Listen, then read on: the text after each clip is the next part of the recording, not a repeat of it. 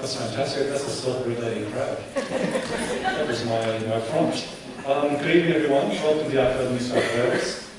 I'm Michael Brand, the director here, and I'd like to begin the evening's proceedings here by acknowledging the traditional custodians of the land in which we're meeting this evening, the Gadigal people of the Eora Nation. And also I'd like to pay my respects to their elders, both past and present.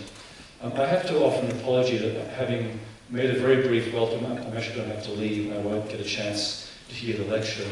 But I did want to welcome you because it's a very, very important evening.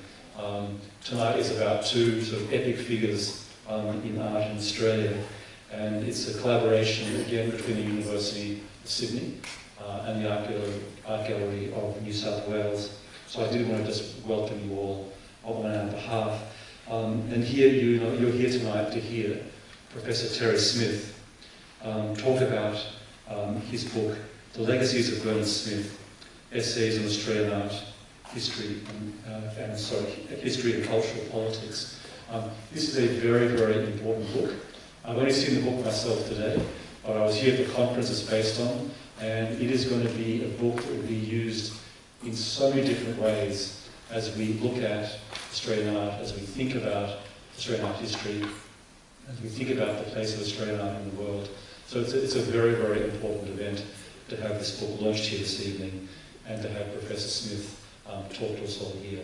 I'd now like to introduce my colleague from the University of Sydney, Professor Mark Ledbury, to provide a formal introduction to this evening. So welcome everyone, thanks for coming, and thank you, Terry. And I'm just sorry I won't hear your lecture, but I'll catch up to you later. Thank you.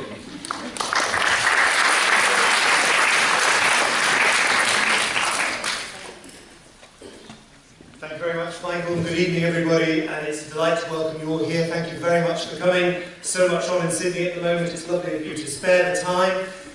And my name is Mark Ledbury, as Michael said. I'm the director of the Power Institute and the head of the Art History Department at the University of Sydney. And I'm here, as Michael says, to introduce a most distinguished predecessor in my role, to talk about another very distinguished and indeed founding predecessor in my role. That all sounds a bit incestuous, so I'll log that on my head in a minute. But I also I want to say two things right away. First of all, I want you all to buy both books. And I want to urge you to not leave this room or this building until you've done so. And I also want to thank and pay tribute to all the people that have made both these books come about.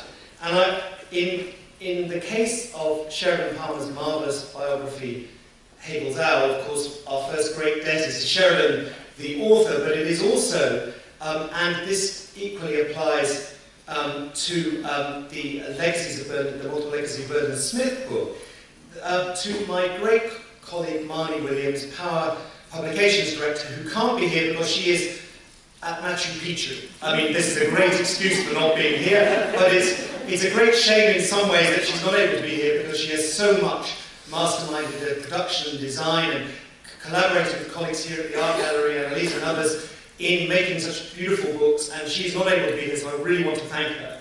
But I also want to thank Professor Emeritus Jane Anderson, who was, of course, until recently Herald Chair at the University of Melbourne, and who is now Professor Emeritus, her colleague Christopher Marshall, and a very well known to you all, Andrew Yip, who a student of ours at Power and a colleague of many of yours at the Art Gallery, who have put together such a wonderful edited volume, which I really want to pay tribute to, and which complements the biography and which we're celebrating here tonight. So I want to thank everybody, and I want to thank Jamie and Christopher so much for all the collaboration that went in to the making of the conference, out of which this book came, and I want to encourage everybody to be involved in more and more collaborations as we face the future as a group of art historians, people interested in the arts, in the humanities. We need to collaborate more and more. We need to work together more and more. The opportunities may be seen to be shrinking, but if we are able to have a certain kind of solidarity and belief, we are able to do great things. And that's one of the things I want to say, but that's my sermon over. And I also want to also thank my great colleagues Vicky Mallett and Mimi Kelly, who have also done so much to make this evening happen. But now on to the main point. It's great to be able to celebrate the launch of these books via a really substantial new talk by Professor Terry Smith. As you will know, Terry is Andrew W. Mellon Professor of Contemporary Art History and Theory at the University of Pittsburgh, and he is, of course, Professor Emeritus at the University of Sydney. His extensive list of publications and achievements you'll be relieved to know I won't read out in full, but I think it is very important to stress how Terry, who was a student at Bernards at the Power and formed in a way at Sydney, has become in his own right a distinguished scholar of Australian art and a thoughtful critic and historian of art historical and curatorial practice worldwide. It's worth remembering that Terry's first major breakthrough book in some ways was in fact on American art. It's Making the Modern Industry, Art and Design in America. It came out in the University of Chicago Press in 1993, a volume which has been highly influential, which was given accolades many years after its publication.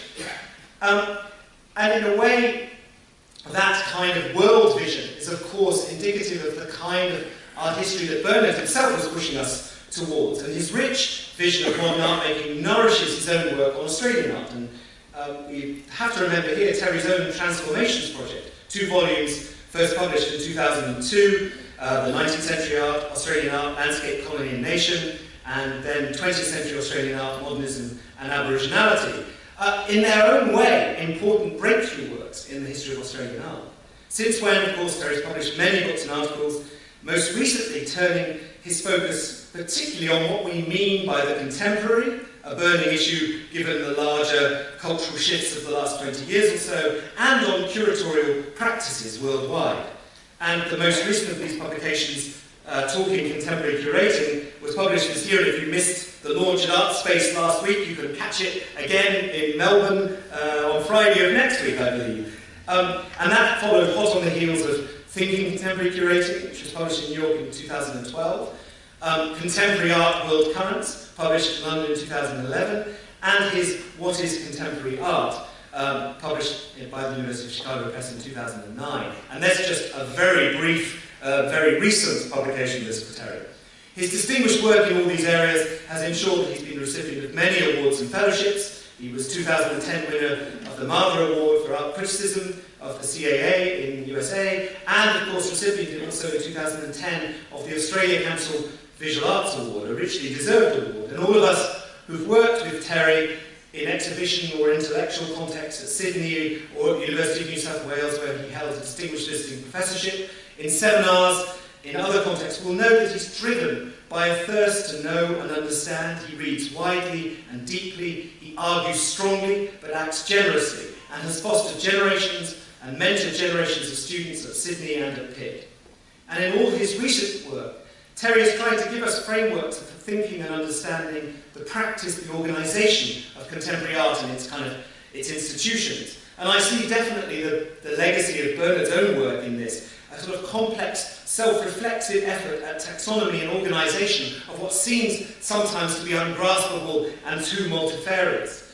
But also, Terry has also tried to ensure that art history, that we as art historians keep nourishing ourselves with ideas and theories from a wide variety of sources to make sense of what it is that we're seeing and experiencing. And as someone trained in the art of the pre-20th century myself, I'm particularly interested that tonight his lecture is entitled Seeing Art Historically Today, where we are and ways to go. Because of course Bernard Smith, a brilliant modernist, a brilliant Australianist as he was, made his great theoretical breakthroughs with an analysis of late 18th century material, in some. And the question of history is one that must nourish and complicate the contemporary at every moment. So I'm delighted to welcome Terry. Please welcome him now.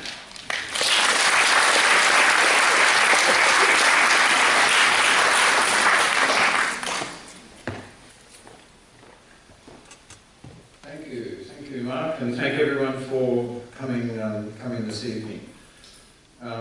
Mark is right about everything that he said. Everything. Absolutely right. Tonight I'm going to talk for about 3/4 an hour. It's going to be very dense. I am going to try and address the issues that Mark raised and take you across major tracks, major territories of art history as it's practiced today. So I thank you, Mark, particularly to speak on, you invited me to speak on the current state of art historical work and thinking in the world today.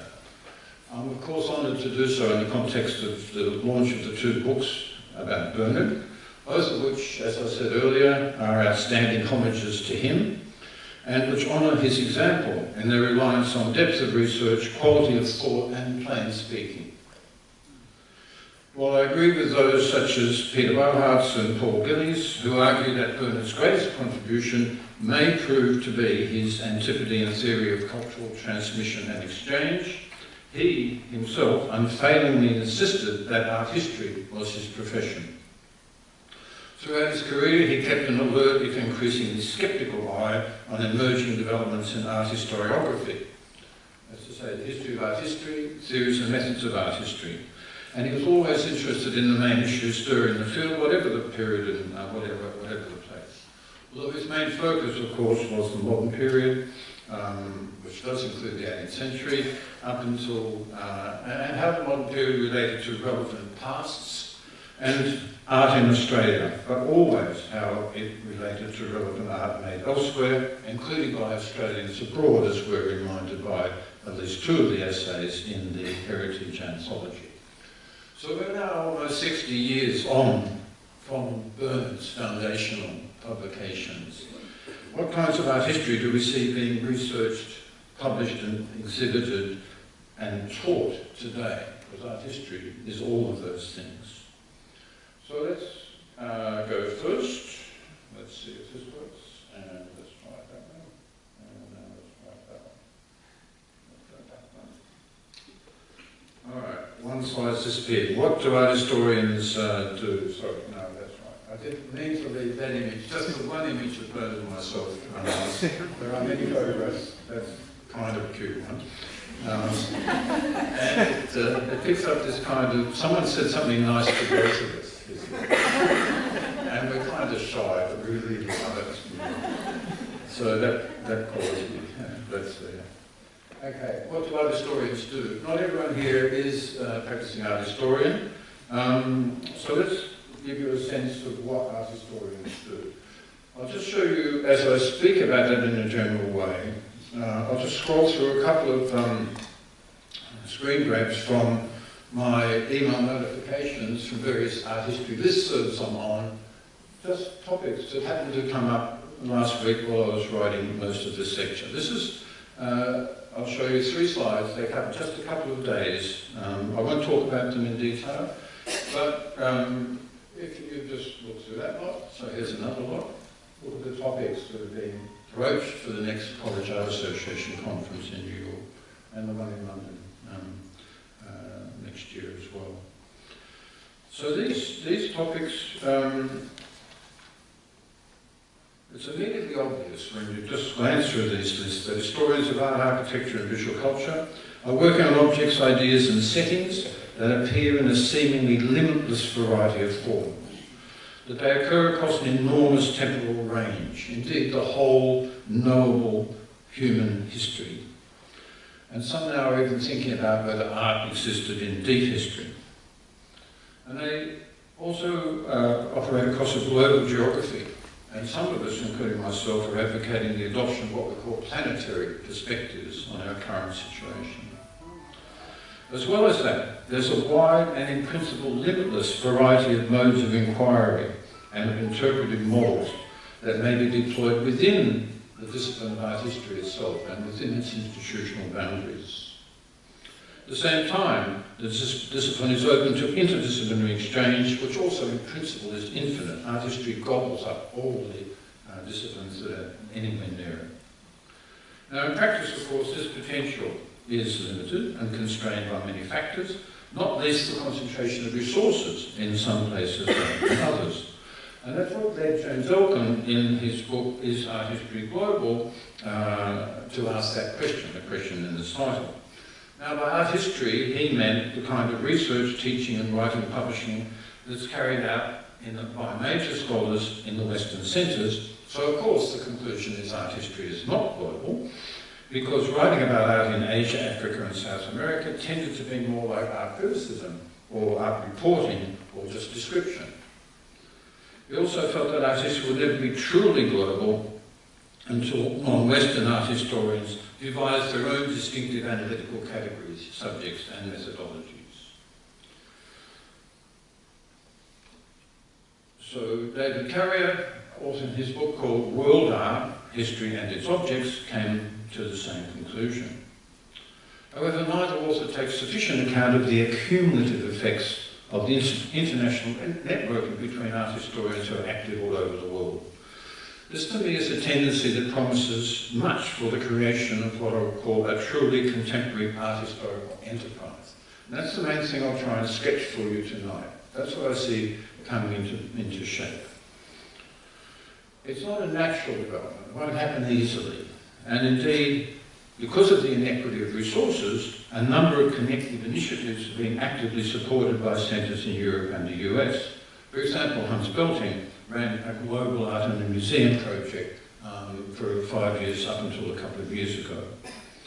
The online archive of the International Centre for Latin American Art is based at the Museum of Fine Arts in Houston, but it puts online archival materials from all over Latin America. The Getty Foundation's Connecting Art Histories project, in which the Power Institute is a partner, deliberately tries to bring together art historians working away from the centres.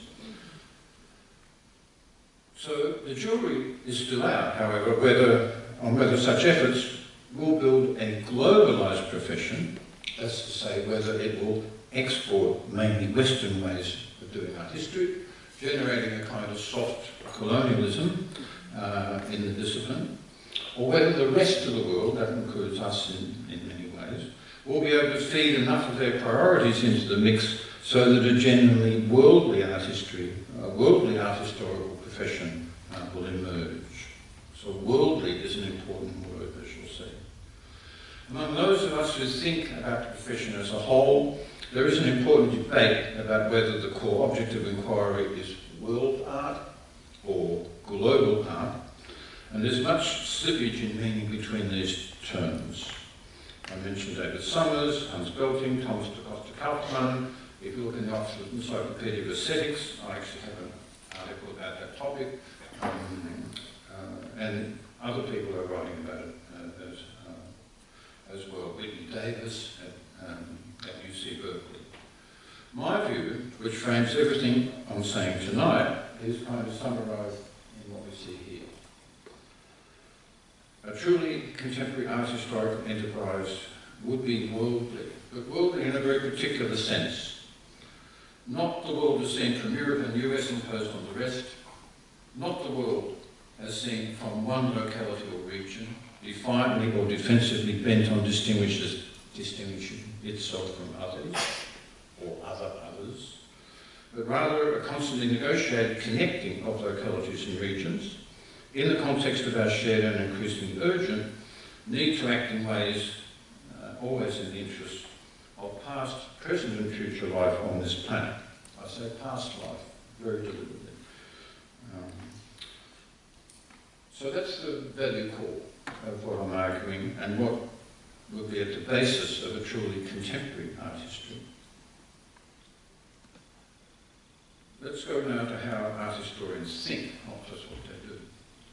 So it might seem that art history is becoming so global, so worldly, that it risks disappearing into a multitude of other disciplines or interdisciplines. And sometimes I think this might not be such a bad thing. John O'Nions, when he reviewed Elkins's book, said, and I quote, "No one who set out from scratch to study the art of the whole world would come up with something like art history, he meant as it was practiced and institutionalised today." But if we look at all modern disciplines, they constantly circle between defining their own core and absorbing the energies of contingent others. And this process has been on my mind lately, as Marcus said, when I tried to identify what is contemporary curatorial thought. So in my book, Contemporary Curating, I found that trying to answer that question required one to acknowledge what curators shared with other art world actors, but it primarily meant trying to distinguish what was distinctive about how curators think and how and what they actually do when they present art to audiences. So I'll briefly compare the core concerns, what I take to be the core concerns of three closely related professions: curating art, writing art criticism, doing art history, and then we'll talk about interlocution briefly. So in making the comparisons and the contrasts, I found it useful to ask at which point and how does a work of art become public? I take it that art making, obviously what artists do, is primarily private. Although, of course, artists, to varying degrees, always imagine possible publics. Indeed, the most significant artists transform publics. In fact, they create new ones. In the first instance, however, artistic ideas remain in private realms, those of the artist's circle, or as increasingly the case these days, within the collective of producers. And this is a form that's actually stretching the public-private distinction, but it's still there. Similarly, if a commercial gallery represents an artist, or less likely a group, the work is for sale, and the exhibition that is curated by the gallery, often with input from the artist, remains a vehicle for sales, the main goal being for the work to enter a private collection. So that's a private exchange. If it's bought by a public collection, it enters the public domain when it's exhibited at that venue as mediated by a curator. So that brings us to the curator. On this schema, the curator is the first agent in the cycle to actually make a work of art public. Before any other art world agent has their say, a curator has already examined an artwork for its potential as an element in an existing collection or within one or more possible exhibitions.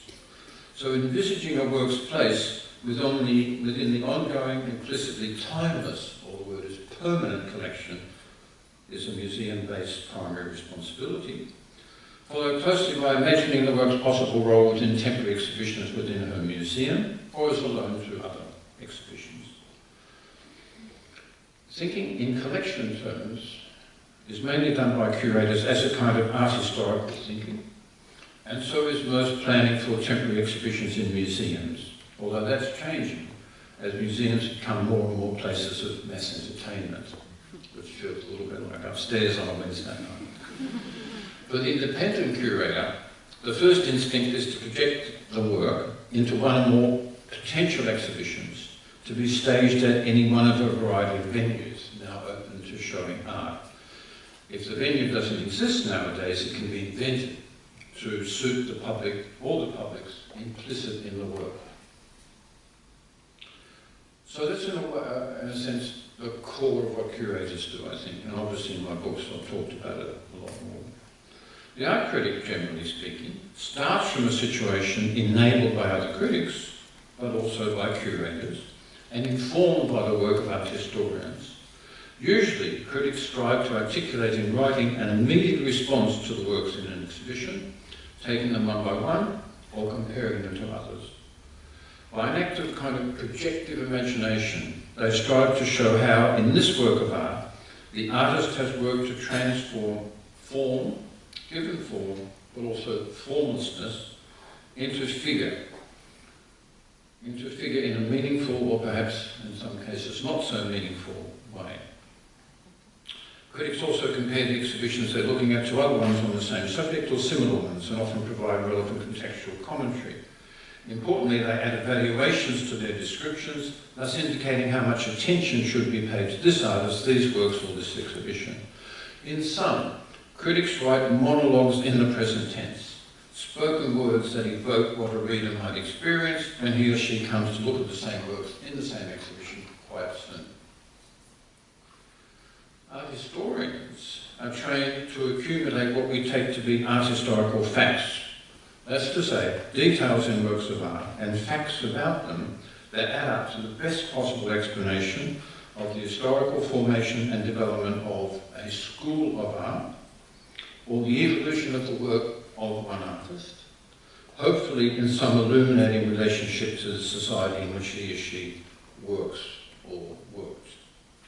Usually, we try and add something to the story that is larger than that which any given museum, even all of the world's museums together, and every exhibitionary venue, no matter how experimental, could ever show. Art historians tell the story of art's presence within the history of humanity, its salience within human life, in all of its many dimensions. And we may be extending that to animal life and material life as well. And this is why art history needs to become a discipline that's not just a national, but a regional, indeed planetary, in orientation.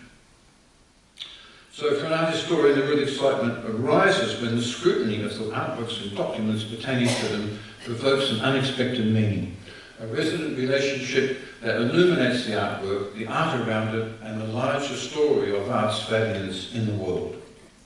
These are the bases of art historical ideas, the hypotheses that might survive the scrutiny of colleagues and become accepted historical accounts, the best accounts until they're revised by later people with later perspectives. So art historians, as distinct from critics and curators, write narratives for the ages, accounts of the event after the event, accounts that evoke the eventual moment of artwork, of exhibitions and of art itself, but that also trace the resonance of each through time and across space. Okay. So I've identified distinctive elements that are at the core of what it is to be an art critic, a curator and a historian. But having done that, I must make the following qualification, that each of these practices is constantly under constant revision by the others, and for the most part productively so. And that's no surprise, they obviously depend on each other. So in a discussion about my Talking Contemporary Curating book at Artspace last week, Lizzie Muller noted that I was modelling a certain kind of interlocution between curating and art history as deeply related discourses. Bernard, of course, practiced them all, and he had views, actually quite conservative views, about their proper relationship to each other. And as I said before, that's traced very thoroughly in the, both of the volumes launched tonight. Okay, now I'm going to talk about various approaches with that qualification in mind. What are the prevailing, contending and emergent approaches within art history today? What are the ongoing tasks and the urgent issues? So obviously I can't cover it all, it's too much, and I don't have the competence to summarise what's going on in every art historical subfield. I will attempt to sketch what's happening in each of these three fields. Okay. So, modern and the modern field. It's actually a very curious thing that the advent of contemporary art and the world condition of which it is a significant part has posed searching challenges to those interested in understanding what shapes the history of the visual arts. These challenges exist through time and space, right back to the first consciously made images, and are unlimited in their geographic reach, but they most strikingly confront modern art and the modernity from which it came. We might say that contemporary art has impacted upon modern art somewhat as modern art did on the art prior to it. It's pushed modernism into the past. It's made modernism historical. The heroic narrative of dynamic progress from avant-garde modernism to mainstream modern art has become a kind of quaint orthodoxy. So let's briefly remind you of the mainstream modernism story.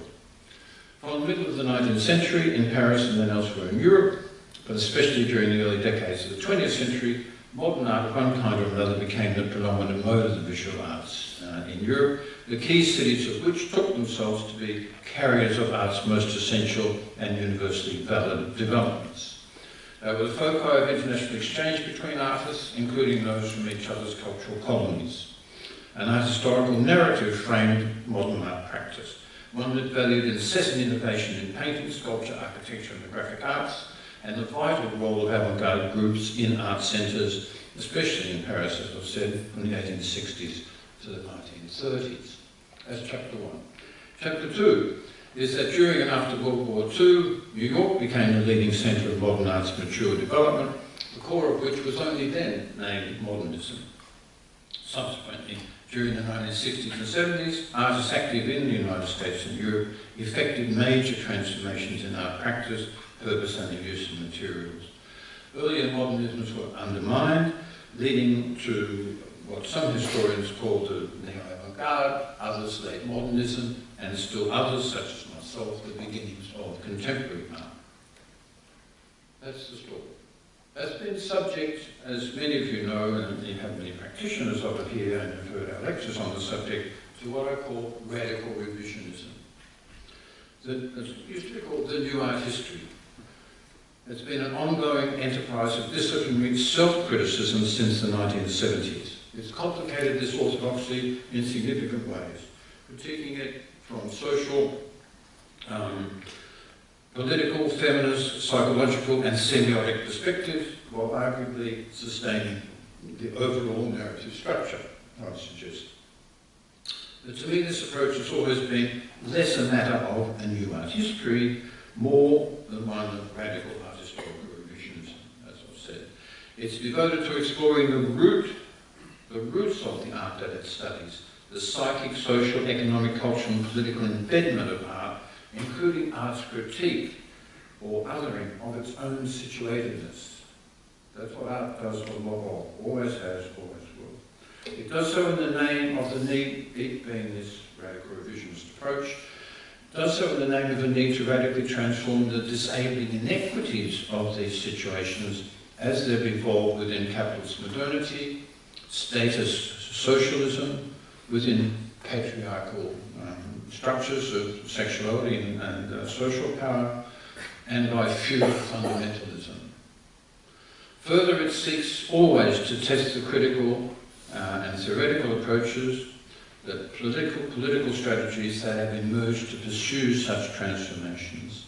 It's therefore committed to constantly revising the frameworks within which critical art historical writing is undertaken.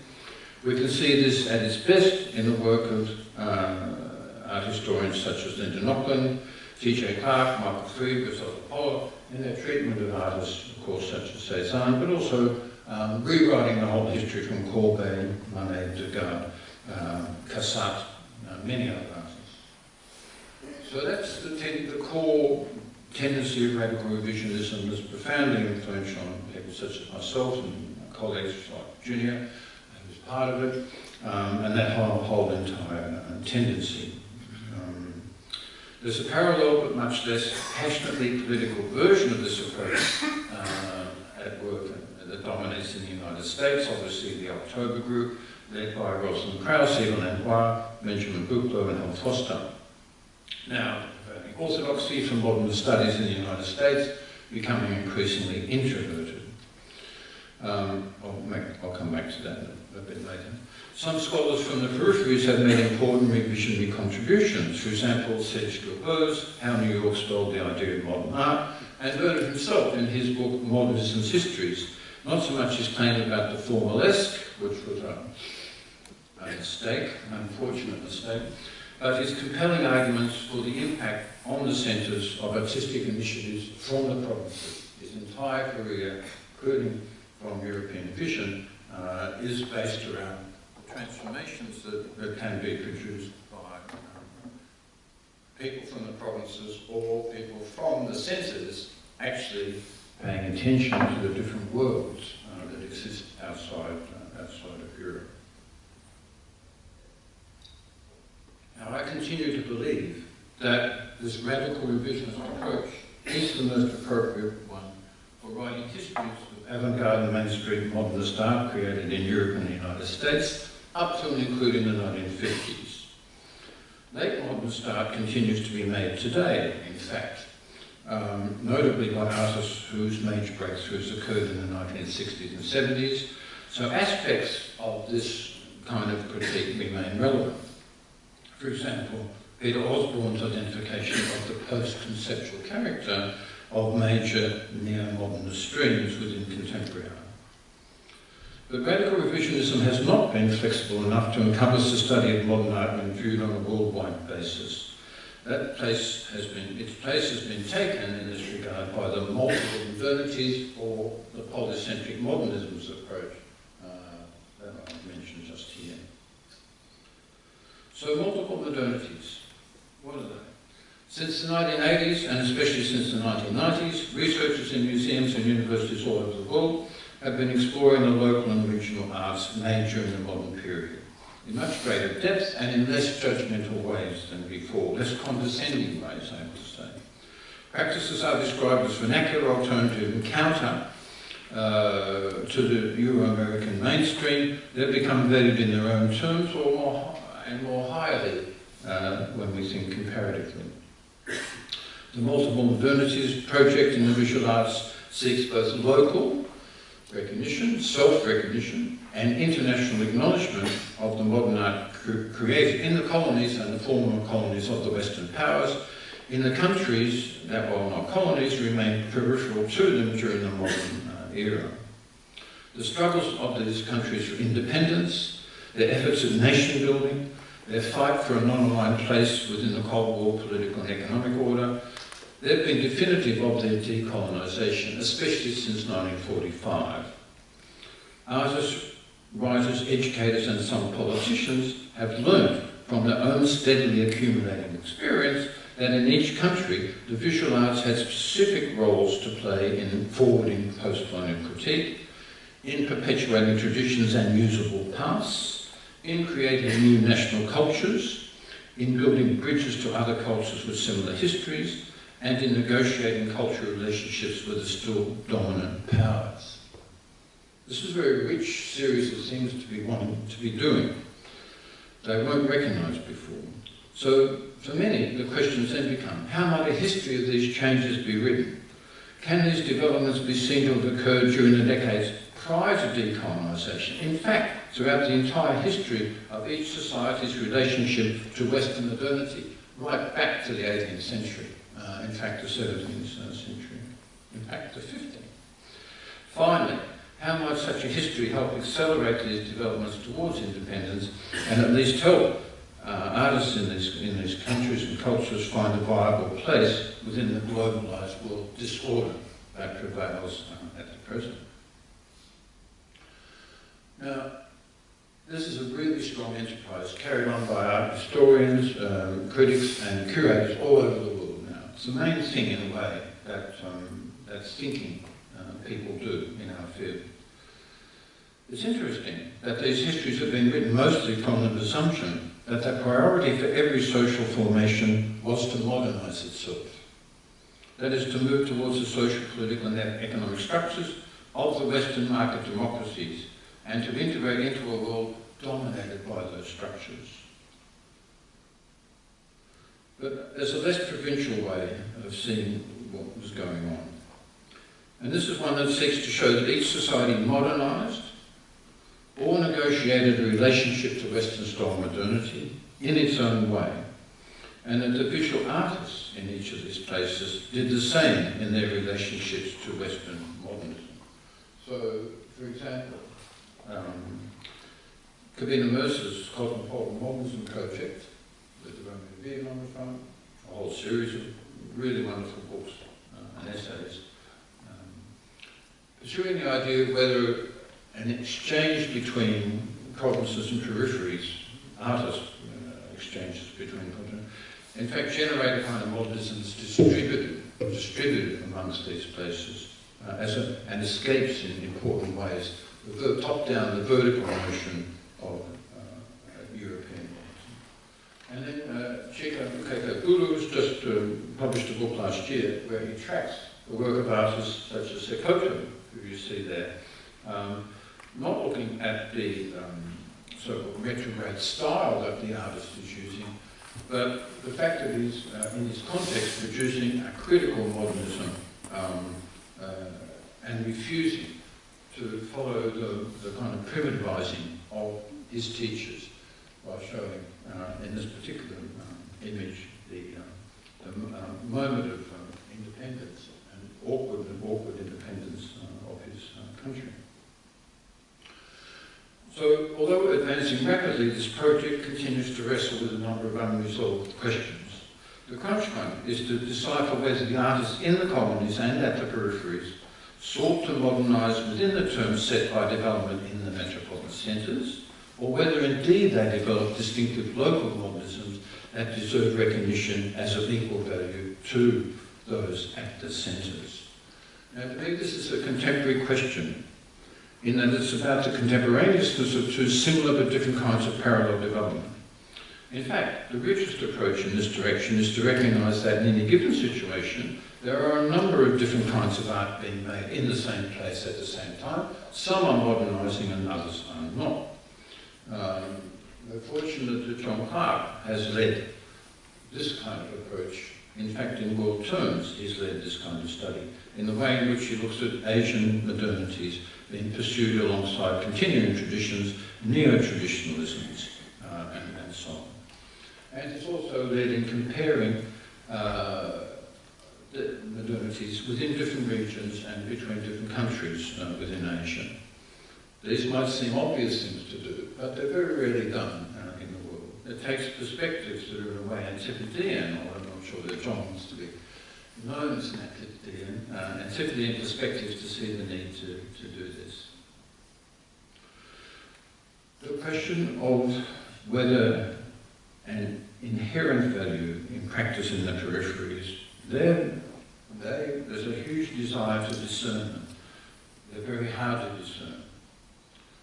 But if we can do that, we'll be taken outside of modernism as the overriding framework and located it as one amongst other possibilities, admitting that it was the most powerful one during the modern era. And that way we'll be able to get to a genuinely contemporary art history of modern art. There's other comments that I can make, but I'll move more quickly on from them. Obviously, it's not a fixed thing. Centre peripheries presume the geographic distance is fixed, but in fact it's much more dynamic. Innovative artists come from out of the centres, begin with Picasso, go on from there. But what about the practices such as continuing crafts and much indigenous art that did not seek to modernise but rather to innovate within tradition? We're now learning from the best scholarship into indigenous art made in Australia, for example that of Ian McLean in his new book Rattling Spears, A History of Indigenous Australian Art. Not indigenous art in Australia, but indigenous Australian art. He argues that alongside traditional practices intended for community use, indigenous peoples have always invented ways of negotiating with the modernisations brought by the invaders, spread by the settlers and continued by us. Indigenous art is exactly this. While continuing to be grounded in tradition, it constantly modernised itself and has in recent decades become a contemporary art, precisely in its rich capacity to embody diverse temporalities. During our book launch a couple of weeks ago, Ian commented, he had this image by Gordon Bennett on the back of the book.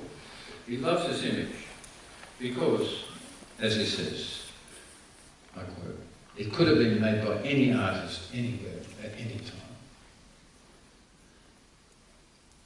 That's only possible in contemporary circumstances, that perspective.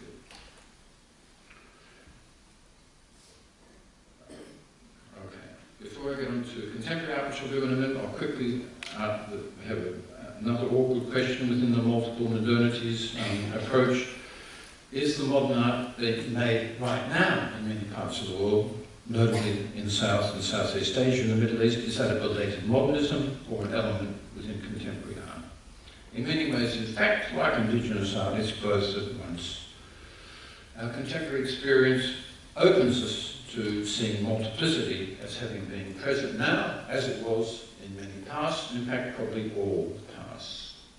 So to summarise this section, we've been exploring how the issue of whether a radically revisionist insights into social and artistic social modernity and artistic modernism in Europe and North America, when allied with multiple modernities, polycentric modernisms, understandings of the forms taken by social modernisation of modern art in what used to be called second, third and fourth worlds, if you put those together, do you have an adequate account of the development of the visual arts in the world during the past 2 centuries?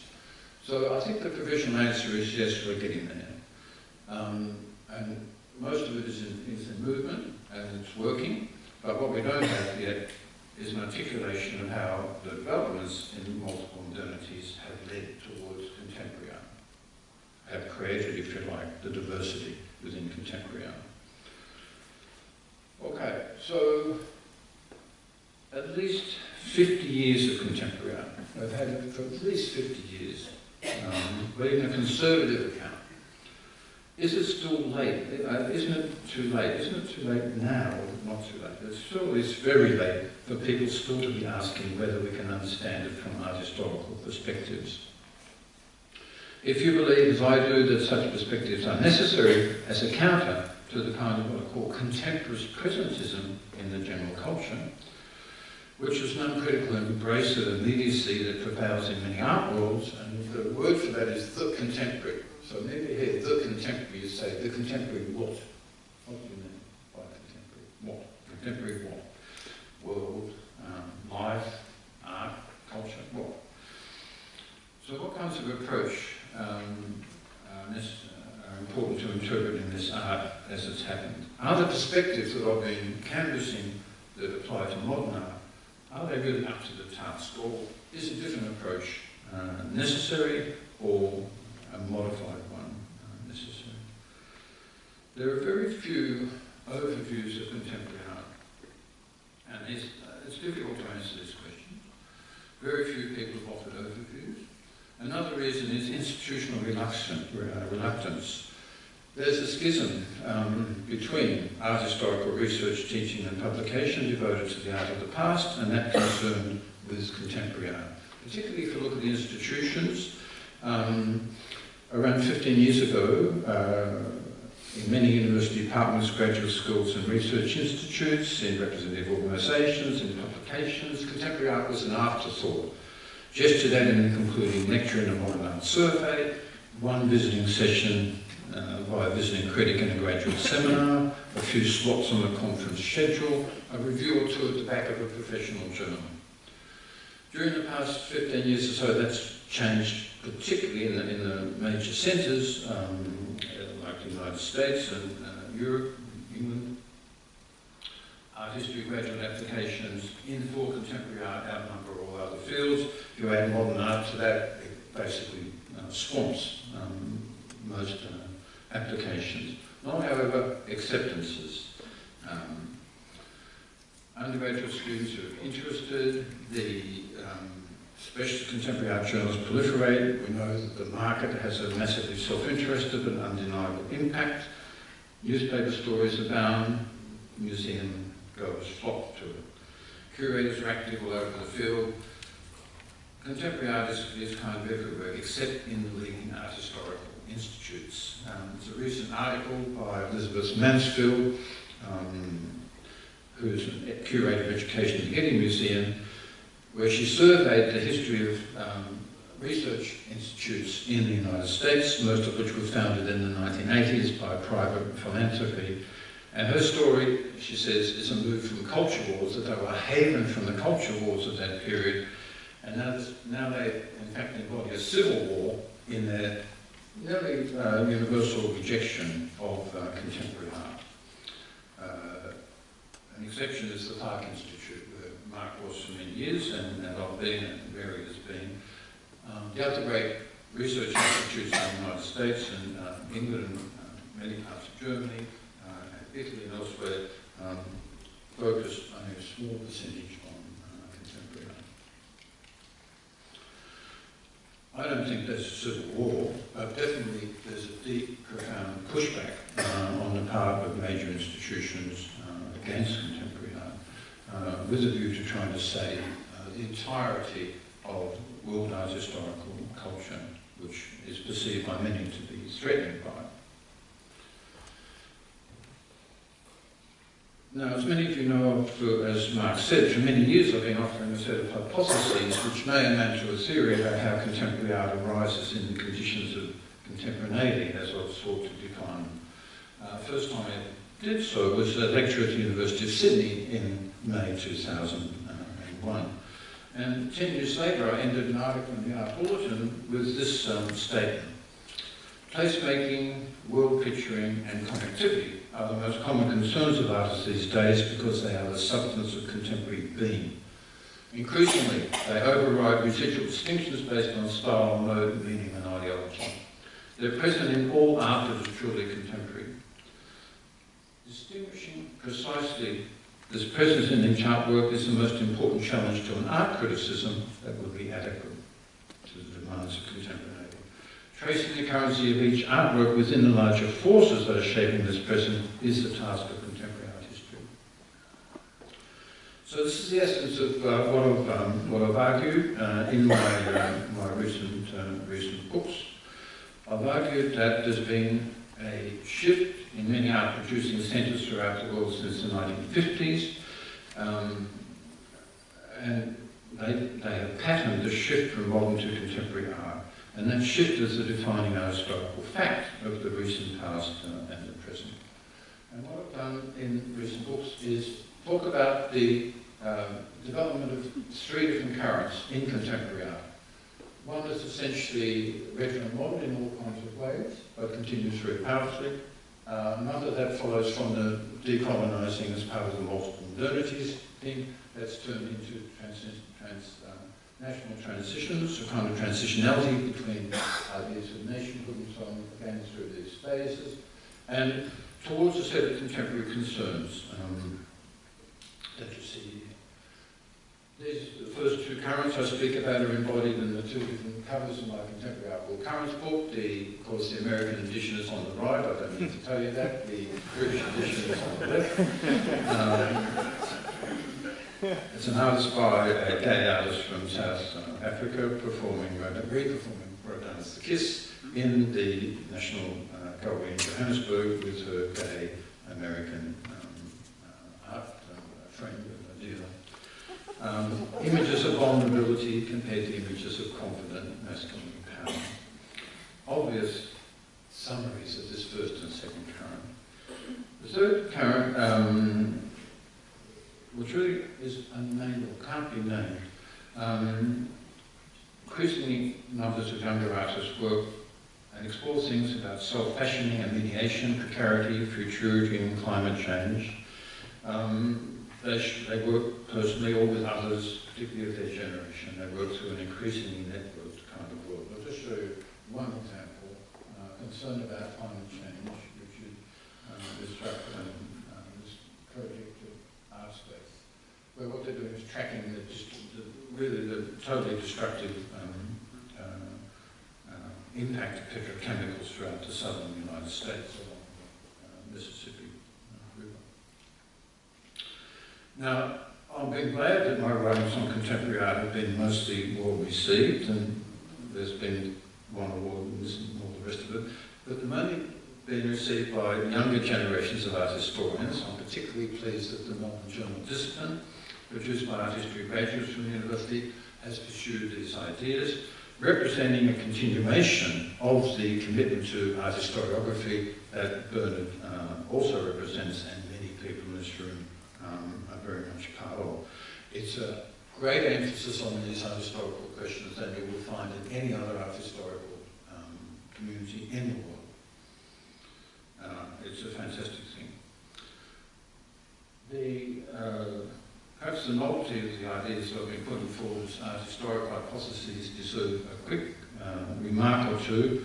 They stand in contrast to the kind of pluralism that prevails around the art world and to the kind of de facto position of not taking a position yet about contemporary art that the October Journal has maintained since 1972 and which appears in their textbook Art Since 1900. Even in David Josselit's new chapters in the second edition, contemporary art developments are seen just as unique in some ways, but really a continuation of earlier modern art. The October impasse demonstrates that modern modes of historical knowledge are no longer appropriate to these times. Modernity is now our past, but it's not our antiquity. Reviving it will not lead to a contemporary renaissance. A new kind of historical thinking needs to be conceived, one which tracks the traces of contingent connectivity, of parallel differencing, and of lateral networking that together create the seemingly infinite complexity of our relations with each other today. A watchful inquiry into history as it's actually happening, one that remains open to its unpredictable yet constrained futurity. So when I wrote that article in 2010, very few people were offering these perspectives. One of them was Alex O'Hara. Indeed, at the Crossing Cultures Conference in 2008, he identified the following elements enabling us to think of the contemporary as a period: globalisation, a new technological imaginary, the internet, a renewed avant-garde immersed in life worlds like relational aesthetics, and a new spectator-based aesthetic. He's working these ideas into a book, so Alex, we hope, will produce that soon. Some university-based scholars have also acted as art critics, really like a tactic whereby you announce it was too soon to write the history of contemporary art, but then you lay down some markers for future histories. Hal Foster's done that recently, and I think he was out here lecturing a little while ago. He told me he enjoyed the visit. But he opens his collection, Bad New Days, with this remark, I quote, "Contemporary art is so vast, so diverse, and yet so present as to frustrate any historical overview, and none is offered here." But then he goes on to suggest that he can tell some stories about contemporary art. He does, in fact, go and do that, and he picks out a series of key notions while saying, no, it's too early to historicise it. He then talks in depth about abjection, the archival, mimetic excess, and precarity, all crucial themes within contemporary art practice. Peter Osborne, in his book, Anywhere and Not at All, Philosophy of Contemporary Art, this is the most substantive attempt to theorise contemporary art in philosophical terms. His main thesis is, I'll just quote it to you briefly, it is the convergence and mutual conditioning of historical transformations in the ontology of the artwork and the social relations of art space that makes contemporary art possible in the emphatic sense of being an art of contemporaneity. Contemporaneity is a very complex process, profoundly contradictory historically.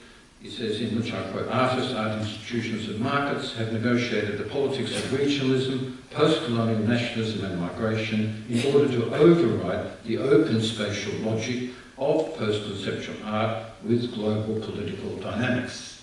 I think that's a philosophical way of talking about the two currents that I've explained in my own more art historical approach. And I think he does offer, in talking about post-conceptual emphasis in contemporary art, a really good analysis of the core philosophical drive of the one element of my first current that I'll call remodernism. These are fairly tentative and partial pictures, but I hope they'll add up, and I hope that other people, particularly younger generation, art historians among you, will be inspired to critique the proposals that you've just heard, including my own, and develop a much richer idea of what contemporary art is. I need to talk about one more thing, which I know it's fine, but this is really important too. Give me 5 minutes to try and do this. There's a really powerful tendency that's an effect of contemporary art. It's enabling us to see the art of the past from different perspectives. Particularly a group of historians of Renaissance art have done this. The Renaissance has been displaced by contemporary art as the absolute core of interest in art and its history. Some of these historians have thought back in a very interesting way. Keith Moxley asked, when and where is time in the history of art? Alexander Nagel and Christopher Wood radically rethought the Renaissance in their book Anachronic Renaissance. And Alexander Nagel, in his book Medieval Modern, has looked at the ways in which modern and contemporary artists have revisited medieval artworks, alert to contemporary resonances, but also alert to just how different medieval art is from contemporary art. He studies antiquarianism, anachronism, archaism, conservation, citation and forgery, not as abstract phenomena, but as actual existing historical interests and in terms of their resonance. So there's some really interesting ideas here that are becoming attractive to a whole lot of some of the most enterprising artists working in the world today. I'll quickly kind of summarize episodes. They're all different kinds of heterochronicity, meaning multiple ways of being in time at the same time, or anachronicity, working against the fight of clock time, or modern time, or fixed time.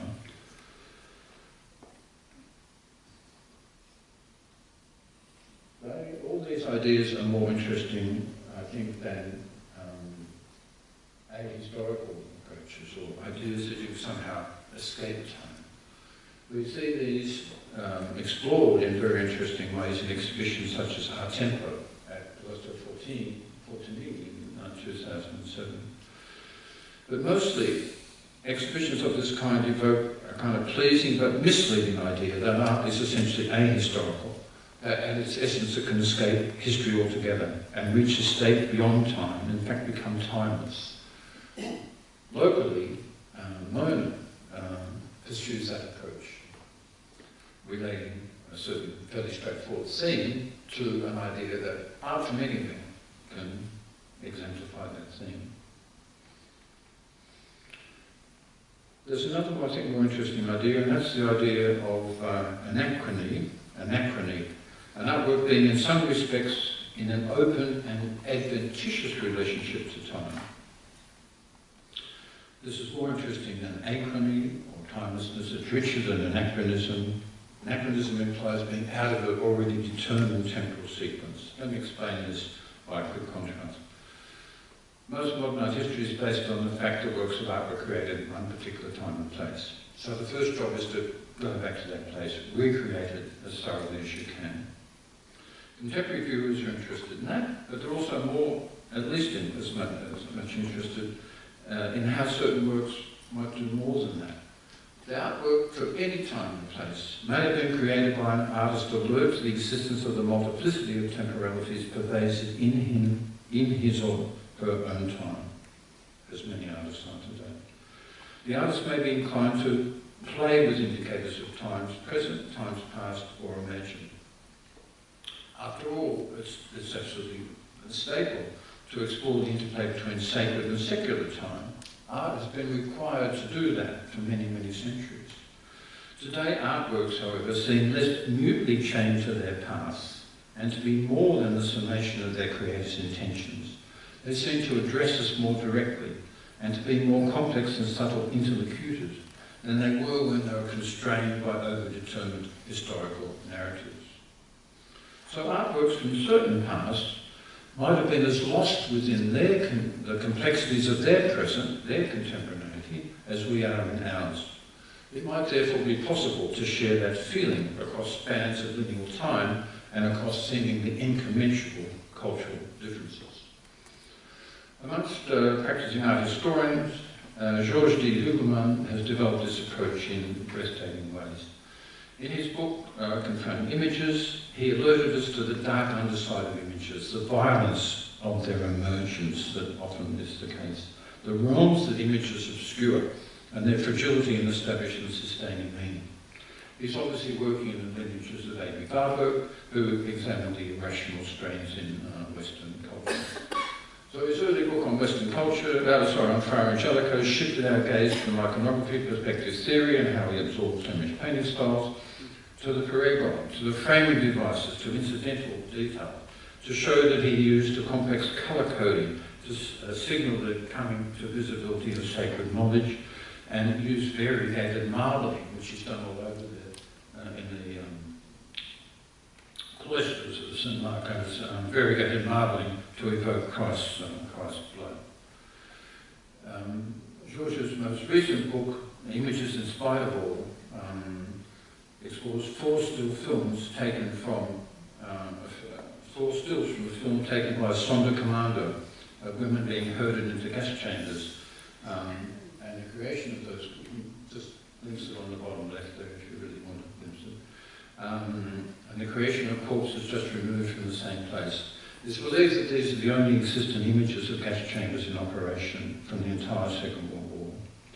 The title of his book aptly summarises the basic credo of the art historian, I believe, whatever our different perspectives, all the ones I've covered today, images in spite of all, art in spite of all.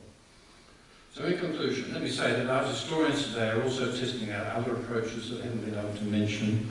Rethinking based on queer theory and transsexual perspectives is ongoing. The new materialist tendency has encouraged a return to the object as the focus of the discipline. Some art historians are joining pathfinding curators who have been compiling histories of their own practice of exhibition making. Bildgeschichte, or the history of images, continues to inspire major research programs, particularly in Humboldt University in Berlin. And art history is working out how to recast itself as a digital humanity and how to remain relevant to the requirements of our embattled art schools as the neoliberal Pac-Man, in the guise of guileless politicians, continues to relentlessly consume our public goods. Something I don't need to remind anyone here about. Like contemporary art historical work in the three areas I've been concentrating on, modern art, contemporary art and the art of the past, each of the things I've just mentioned has something to contribute to the rich textures of what I've been calling for throughout, a truly contemporary art history. I have to say that Werner was rather uncomfortable with such a call, fearing that it marked the end of art history as a distinctive discipline. Now, we agreed to disagree about that. I saw him a lot in his last months of his life, and that's what we spoke about. Mainly about St. Augustine and time, but still, we spoke about that. But I'm pleased to be able to say, given this power lecture, that what I'm calling for is already embodied in the mission of the Institute. That I know Mark and all the team at the Institute is committed to maintaining with all of their might. Develop the latest ideas and theories concerning visual art and culture, past, present and future, and communicate them both nationally and internationally. This actually is a very contemporary mission, as I hope I have demonstrated in this power lecture tonight. Thank you.